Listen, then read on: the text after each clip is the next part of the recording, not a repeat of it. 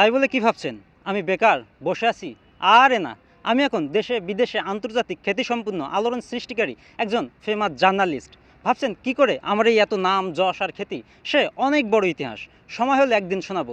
তবে আজ আমি আপনাদের শোনাতে চাই আমার জীবনের লেখা ফার্স্ট নিউজটা কী ছিল। চলুন শুনে আসা যাক সেই নিউজটি। আমরা এক বন্ধুর জন্য পাত্রিসে পত্রিকায় বিজ্ঞপ্তি দিয়েছিলাম ঠিক এইভাবে।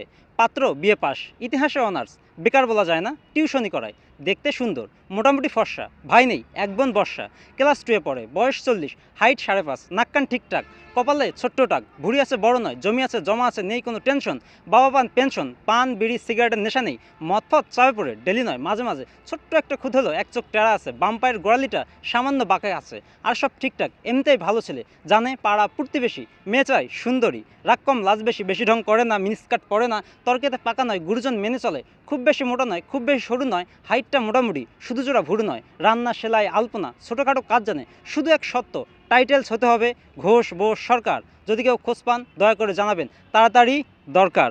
ধন্যবাদ।